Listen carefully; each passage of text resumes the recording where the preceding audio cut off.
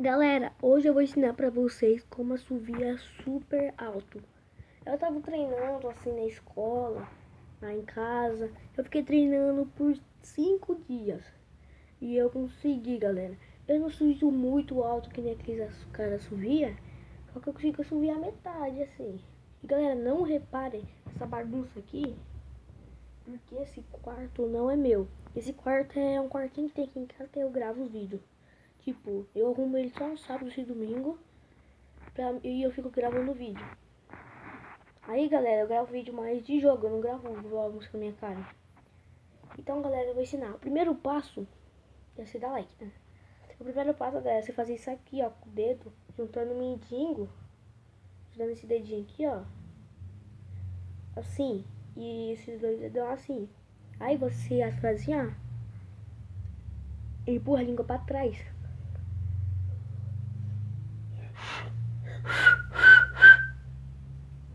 Aí, depois que você empurra a língua pra trás, você fecha a boca com a língua pra trás, segurando o dedo assim, ó. Tipo, você empurra a língua pra trás e fecha a boca, não solta o dedo. Aí, você pega e puxa assim, ó. Aí você assopra com tudo, com a boca fechada, assim, ó. Entendeu, galera? Aí você vai treinando. Até você conseguir. E, galera, se você souber isso aqui, ó. E o segundo, galera, outra coisa que eu ia ensinar no outro vídeo, esse aqui, ó. Fazer esse barulho aqui, ó. Comenta aí quem sabe fazer isso.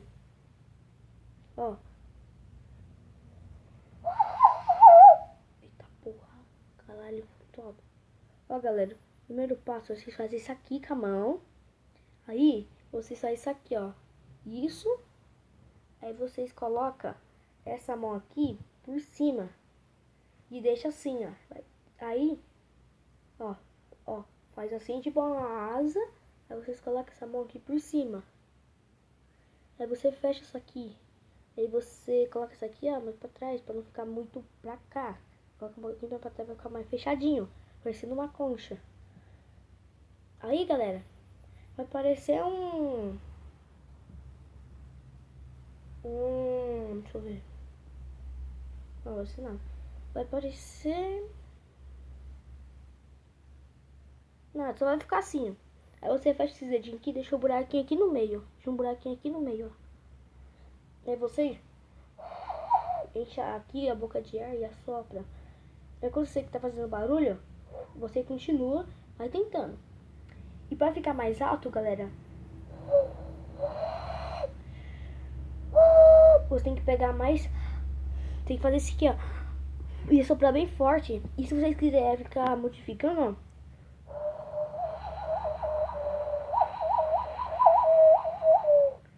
Quando sair o barulho, vocês só ficam fazendo isso aqui com a mão.